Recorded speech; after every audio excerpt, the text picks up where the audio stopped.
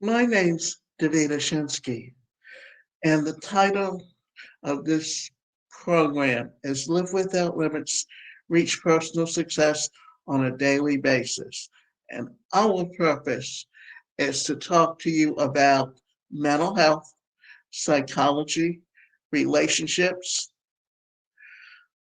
anything that keeps you from reaching your goals and holds you and keeps you back.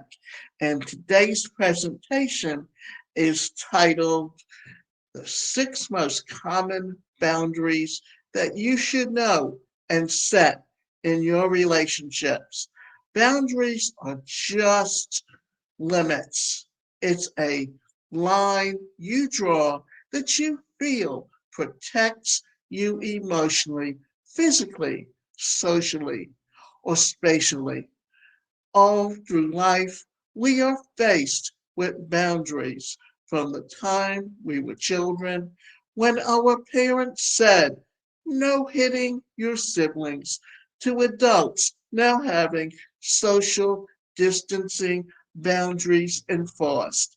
So, how often do you think about boundaries in your relationships? If you want a healthy relationship, you must be able to set and keep boundaries. Without them, you're likely to have unnecessary conflict.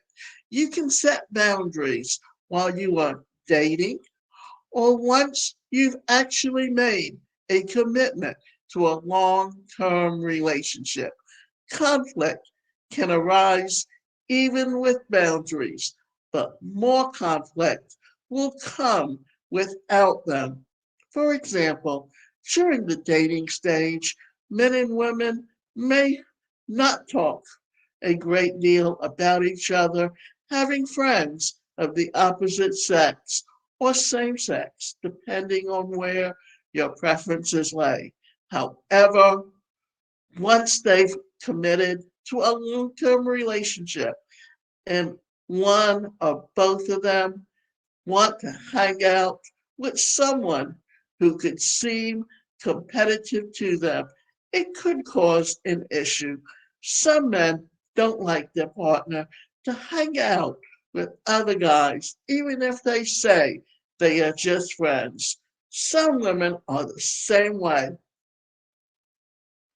If their partner wants to go have dinner with a female friend, it is oftentimes difficult for the partner to feel good about it. Granted, some couples are completely fine with such arrangements, but the important key to note is to have a discussion about it. Start what you are comfortable with and set boundaries if necessary. Double standards are a no no as well.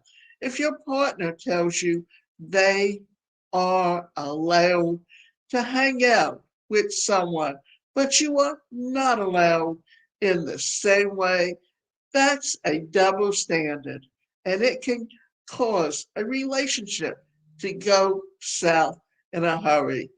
Healthy relationship boundaries for optional or optimal growth in a relationship. Healthy boundaries ought to be discussed and agreed upon. Each person needs to take responsibility for their role in the relationship and draw lines when it comes to what is acceptable and what is not. It's all right for you to say no to things that you are comfortable with in a relationship. If they're flirting with the waitress bothers you, tell them. If she's texting her ex and it bothers you, let her know. Your expression may or may not result in your partner changing their behavior, but at the least, you can discuss how it makes you feel and not end up with resentments down the road. You'll also find out that if this is the type of relationship you want long term, discuss your boundaries. Some couples make a list of rules and boundaries for their relationship. It may sound trivial, but having a conversation and writing things out may serve your relationship well. This list will serve as a reminder down the road. Of course, you can always add or take away from the list through the years. 6 common relationship boundaries, in addition to boundaries that have already been mentioned. Here are some other boundaries that are common in relationships. Intimacy. Have an honest discussion around sexual intimacy. Both you and your partner should be able to express thoughts, beliefs, boundaries regarding sexual expression in the relationship. It might feel awkward, but press through. Understanding each other's preferences, beliefs, and expectations can help you in relationships thrive and leave less room for resentment, confusion, and other negative emotions. Finances. Discussions about finances are important in a relationship. Those that ignore the topic tend to run into problems down the road. Discuss your thoughts, expectations, and boundaries around money. If you don't see eye to eye, work on a compromise that suits both of you. Past relationships. If anyone is badgering the other with questions of past relationships, that's overstepping a boundary. You should and have every right to let your past stay in the past, and so does your partner. Of course, you're free to share what you want, but when you feel assaulted with questions, it's time to draw your line in the same and say, that's not something I'm comfortable sharing with you.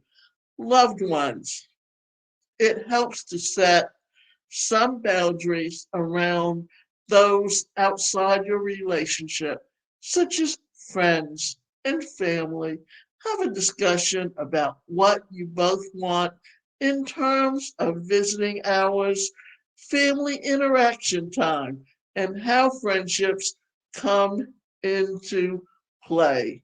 Outside influences, such as in laws or adult children, can be a blessing or a curse, depending on various factors. Determine what you'll allow in your relationship in a way where you and your partner are respected. Social media and technology. If you're the kind of person that doesn't care if your partner gets on your social media, that's great. But if you like your privacy, you have every right to say, hands off. Talk about what you desire and see what your partner desires when it comes to social media and technology. If you want your mobile phone, iPad, computer off limits to your partner, it's all right for you to say, this doesn't mean that you're hiding something. It means you enjoy your freedom when it comes to your things, and vice versa to your partner, and tells you this. Respect. Every relationship ought to draw the boundary line of respect. This means not allowing name calling or any type of abuse. You deserve respect, and so does your partner.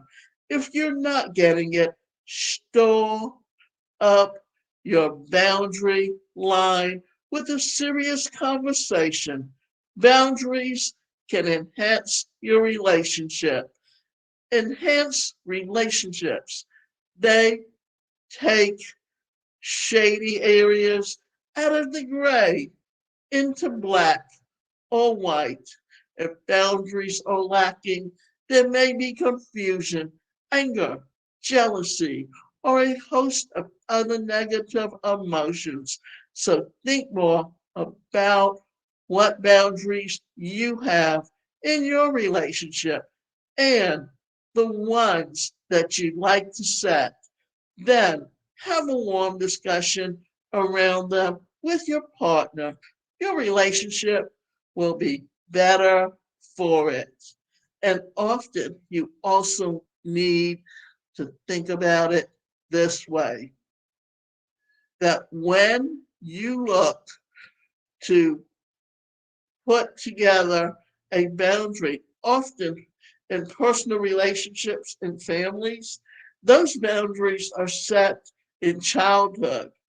And if your parents allow other siblings to control or abuse each other, then what happens is there is very much a discrepancy in how things are being done and how they continue to be done even when those things happen.